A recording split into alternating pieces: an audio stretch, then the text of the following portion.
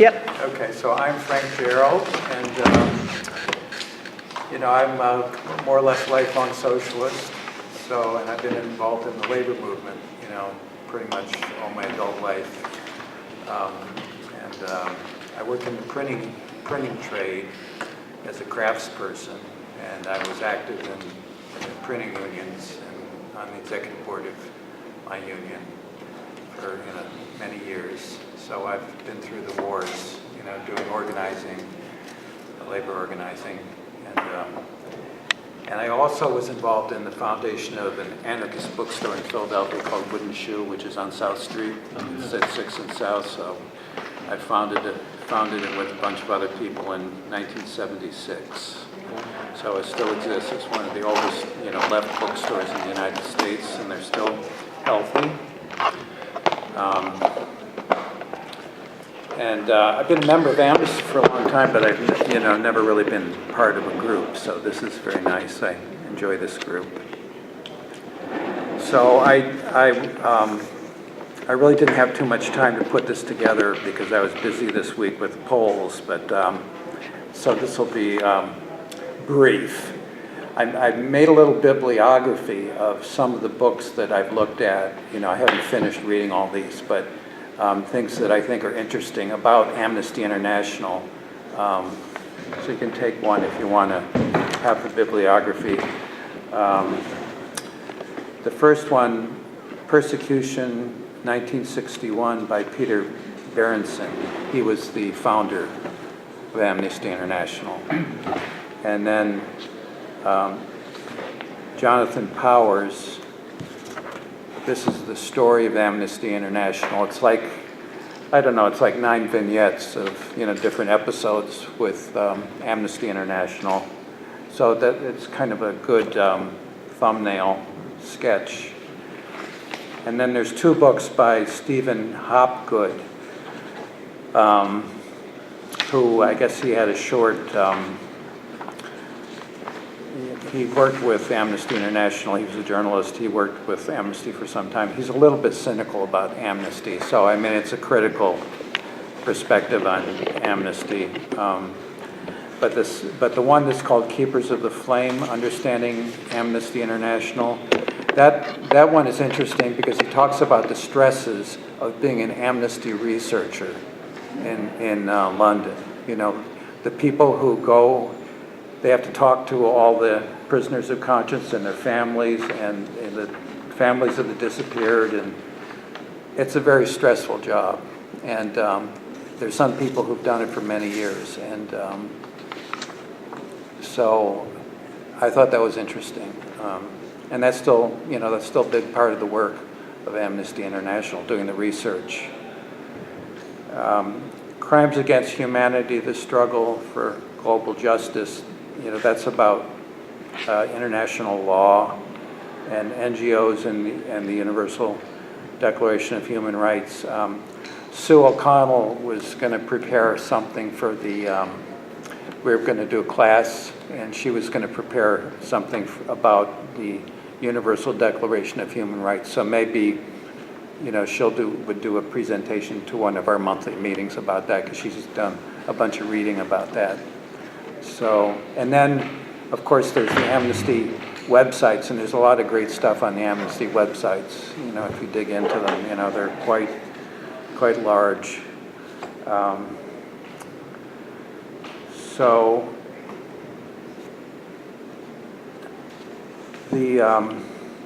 where did Amnesty come from?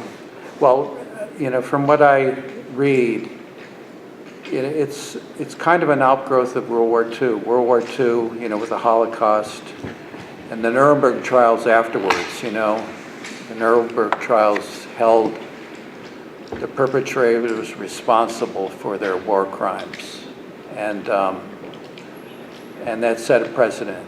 And so then a few years later, 1948, the United Nations worked out a document, the Universal Declaration of Human Rights, which Eleanor Roosevelt worked on, and the idea was somehow this might prevent fascism. and Nazism in the future. I mean, that was the concept, you know, that this was going to be a step in the direction of international law. So that happened in 1948, and it was ratified by all these countries. Not everybody, so Amnesty International itself was founded in 1961, and it was founded by a barrister, Peter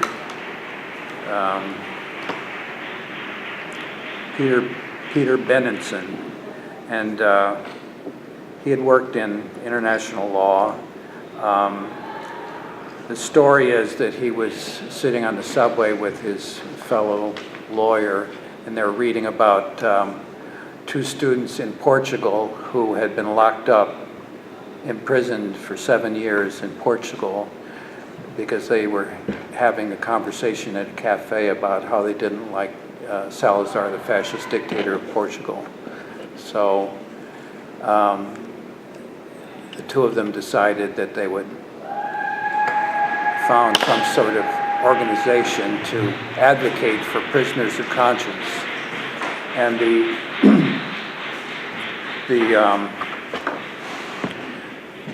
basic, it was based on, the Universal Declaration of Human Rights. So it was based on Article 18 and Article 19, which is about freedom of conscience. So I'll read those to you. So Article 18 says, everyone has the right to freedom of thought, conscience, and religion. This right includes freedom to change his religion or belief, and freedom either alone or in community with others, and in public or private, to manifest his religion or belief in teaching, practice, worship, and observance. So that's Article 18.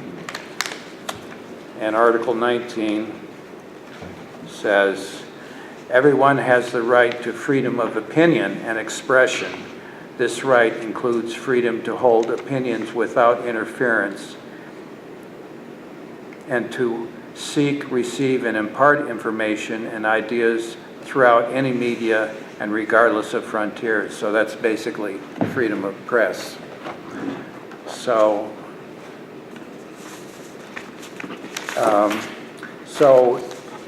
they were both connected.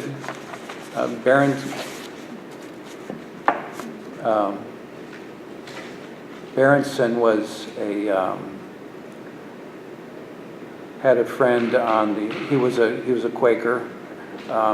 He had been involved in the British New Left, in the Campaign for Nuclear Disarmament, CND, which started in the 50s and the early 60s. So they arranged to have a editorial printed in the Observer, which was owned by The Guardian, which is the left-wing national newspaper in England. It's kind of loosely affiliated with the Labour Party. So Berenson had run as a candidate for the Labour Party in England and had lost, during the 1950s. So they published a letter in an editorial, an op-ed in May 1961. And I'm going to read it to you because it's interesting that this little op-ed piece launched Amnesty International. And it started out as a group that was called, I think it was just called Amnesty, or it became Amnesty International in the second year, but very quickly it took off. Groups formed in England. It started off with you'd form a group, and a group would adopt 3 prisoners of conscience, and this group, they set up, they raised money, they set up money for a library to do research. Wow. Research the cases to make sure that, they knew the details. And then they, so like in very short order, there were a dozen groups, and then there were 40, and then there were 80, 90 in the UK. So this is, I don't know if I'll read the whole thing, but it's very interesting that one op-ed piece could launch an organization that now has 7 million members, 60 years later. And, this has become an institution, I mean, so many organizations come and go, ad hoc groups come and go, but Amnesty International has had staying power. So, Was there any human rights organization prior to World War II? Oh. Was this unique? not that I'm familiar. I'm sure there were. Yeah. I mean, there certainly were labor unions, and there were socialist movements, communist movements, and all that. But Well, part of the problem, of course, was after World War II. We didn't think we were going to need any of these things. Because it's like, they'd spent all that effort getting rid of the sure. threat. But we had World War I, and we had World War II, and we didn't want to have World War III. Right. I mean, That's that was the concern. Yeah. Okay, so let me read. I'll start this anyway. Open your newspaper any day of the week, and you'll find a report from somewhere in the world of someone being imprisoned, tortured, or executed because of his opinions or religion are unacceptable to his government. There are several million such people in prison, and by no means all of them behind the iron or bamboo curtains, and their numbers are growing.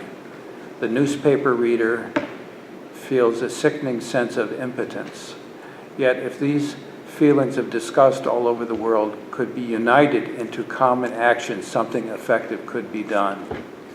In 1945, the founding members of the United Nations approved the Universal Declaration of Human Rights, Article 18, everybody has the right to freedom of thought, conscience, or religion.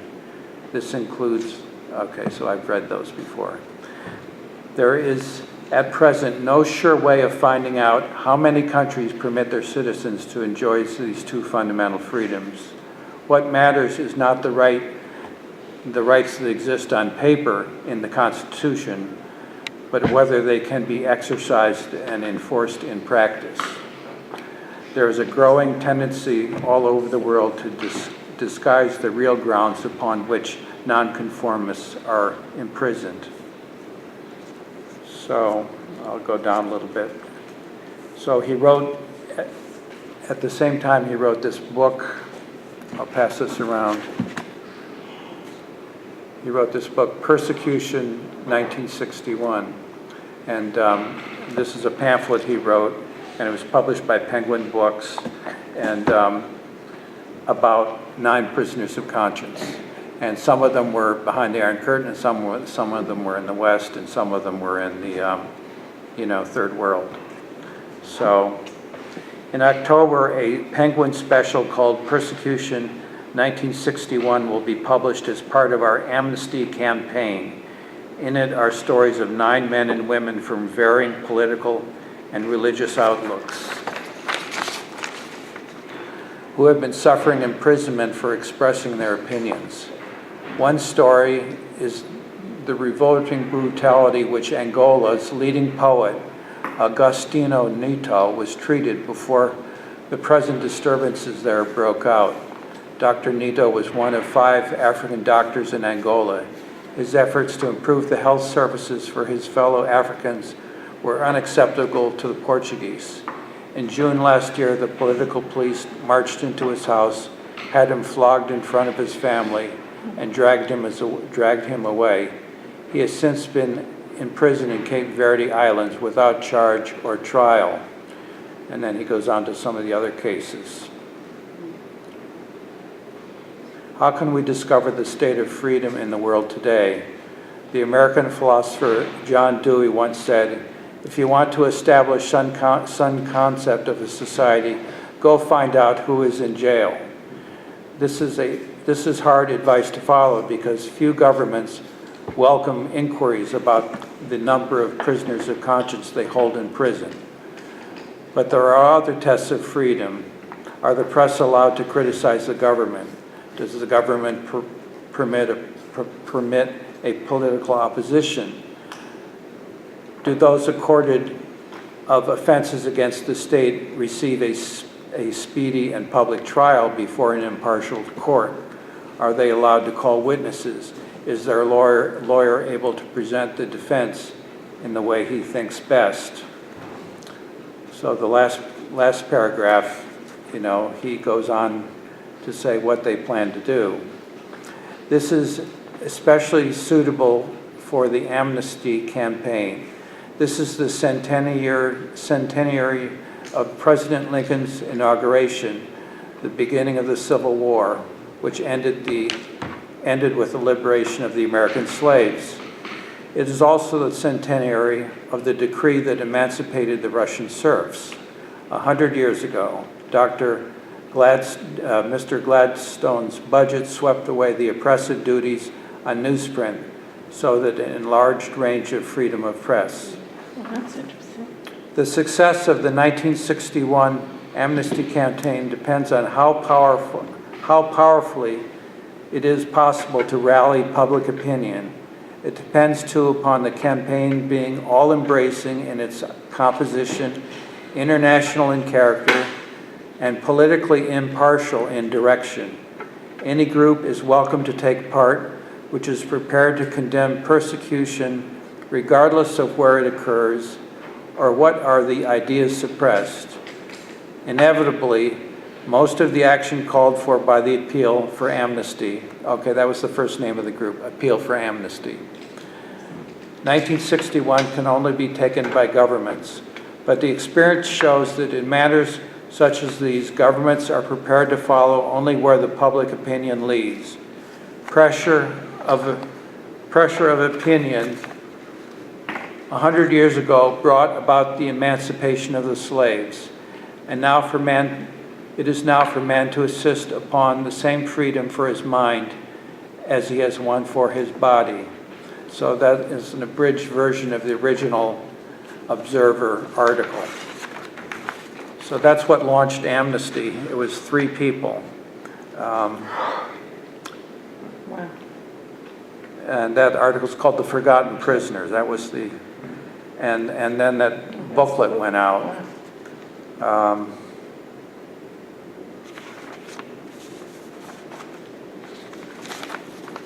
So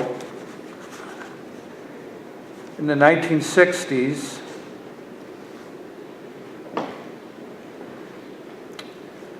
let's see.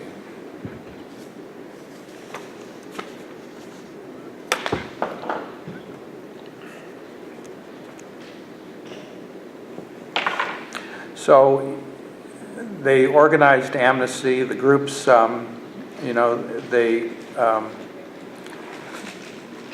the groups are called threes because each group would adopt 3 prisoners, and the other an international secretariat was set up, and the research group was set up. One of the important principles was that a prisoner of conscience could not advocate violence or have participated in violence. That was one of the founding principles, that they weren't going to defend somebody that had participated in violence, which of course was an issue for somebody like Mandela, who did not swear to nonviolence, against the oppressive apartheid regime in South Africa. But that's the position that Amnesty always took from the beginning. So they never supported Nelson Mandela? They never did. No, it was interesting. a big debate Yeah. in the 1960s. Wow. And although Amnesty does not condemn violence, if an oppressed group cannot receive redress, Amnesty does not condemn violence if that's the only redress. It just is they have chosen not to defend prisoners, who've been imprisoned for, violent acts. So that's interesting. So they don't, they're not a nonviolent organization. They're not a pacifist group. So that's an interesting distinction. Well, let me ask that's the question of self-defense then. If you were, that's interesting. Is that? Well, if you're a revolutionary in South Africa and you want to overthrow the government with violence, I mean, in my mind that's justified, but Amnesty was not going to defend that. That would be another. That would be for another group to do. This was going to be their mandate. Well, this can't be that rigid. For example, Mumia, That's what I was thinking. has been called a prisoner of conscience, and there's Right. a possibility Has he been listed? actually he's been convicted, even though he probably didn't do anything. Does this show a change? The fact that they... I think that's still a position of Amnesty, is that they Is he don't. listed as prisoner of conscience? Well, Yeah. does he claim he's innocent of violence? He doesn't claim anything. He doesn't He's say. never said anything. Yeah. Yeah, that's been the. Eric, extraordinary thing. what did he do any violence, Mumia? Well, Really killed it. Police no, I officer. mean, They claim. that's the state's claim. That's the claim. That's the That's state's claim. and that's what I mean about who the state considers him a violent. Was the Black Panthers a non-violent organization? Black Panthers were non-violent. They believed in self-defense. That's what I was Self-defense. Self-defense. And if someone is coming at you with a Yeah, gun, that's you my will. thing. If someone is coming at you with a gun and you're defending your family, that's the kind of tricky thing. That you do have the right, there's that violence, but Somebody listed. See, the Quaker stand is there's no such thing as a just war or just anything. But Right. that also too, Quakers will argue about that. Sure. But that actually is interesting because those prisoners in South Africa that I was trying to go and I went to South Africa to try and get released. They'd been accused of getting guns and having a training camp and trying to overthrow the government of Right. Congo, which Right. of course was nonsense. Right. But Amnesty never took them up. Okay, well, see, one of the important things for Amnesty is the research they do. Yeah. And that was always an important thing for Amnesty. Okay. It still is, that Yeah. they depended on their research that they knew, for their informers and all the research they do, and there's a lot of money that's invested in that, to take their position on that this person is a prisoner of conscience, and they have to believe that they've made the right decision on each prisoner. And not to get off the track, but I said in my article here, I said that the good and the bad for Amnesty. I mean, they've made some missteps, of course. It's not, one of the missteps that they made was in the 1970s. There was a group in Germany called the Baader-Meinhof gang. Yeah. They were the Red Army faction of Germany. They were revolutionaries. They wanted to overthrow the bourgeois government in Germany. And so Amnesty, they were prisoners, and they were held in solitary confinement and they went on hunger strike in prison. And Amnesty was conflicted about whether to take up their case or whether they were being maltreated in prison. This was also a violent group. So the female leader committed suicide in prison, and it was a large group, and they put a lot of pressure on the state and all that, and they kept getting, and so Amnesty, was protesting prison conditions and all that, and so some of the gang outside, to put pressure on the state to release their prisoners inside, hijacked a plane, they assassinated some judges in Germany. It was ugly.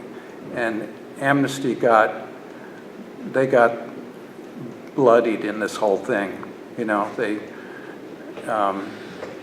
their reputation suffered for a while there. I mean, they were conflicted about what to do. Yeah. So these cases are complicated. And there have been several, for another case like that was, if you remember the Iraq War in 2000, what was it, 1991, Amnesty International published that Saddam Hussein was killing babies in a hospital, and their research, they determined that was true, and it turned out after the fact it was used by the Bush administration to help justify the invasion of Iraq. Oh, boy. And that turned out to be propaganda, So Amnesty has made mistakes, and it's hard to get it right. So another issue with specifically with Saddam was... What's that now? The issue with Saddam Yes. was that the Iraqi government bombed the Kurds with chemical weapons. Sure. In the north. Absolutely. I don't know how much Amnesty had to say about that. I don't recall them saying much of anything, actually. And also going after the Marsh Arabs in the south. Sure. And He the intent of... was a bad guy. So, I mean, it is tricky. I think that they did not analyze that situation properly.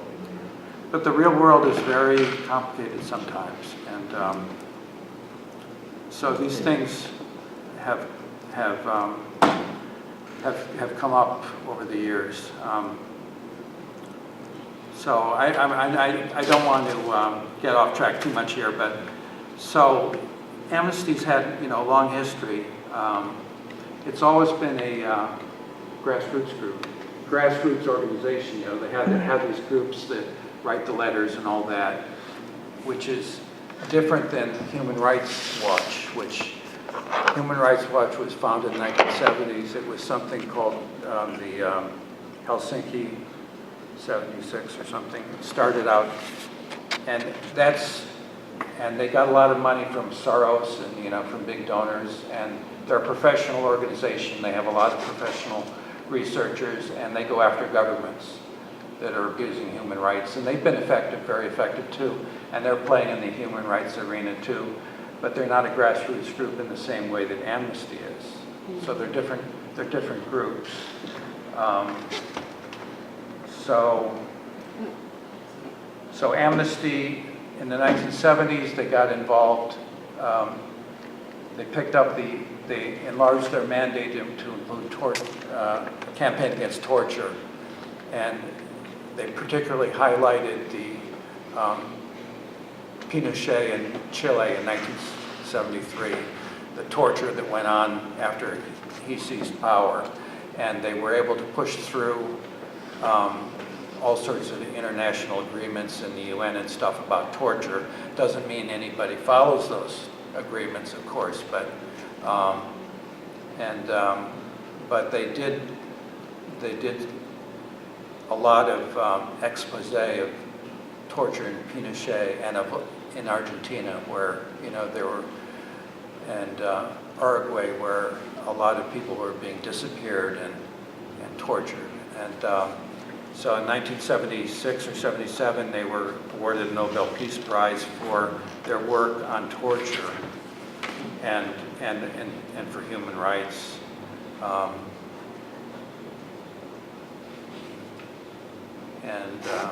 The organization itself? Yeah, got the Peace Prize, yes. And then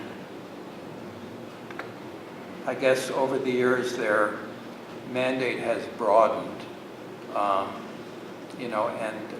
its nature has changed somewhat. That maybe a little of its attention has moved off the prisoner of conscience. I don't know if that's how you view it, but it's gotten involved in more, social and political issues, like women's rights or healthcare, or so that's always been that's a tension, I guess, within Amnesty, is how broad a mandate should they have, how much, and the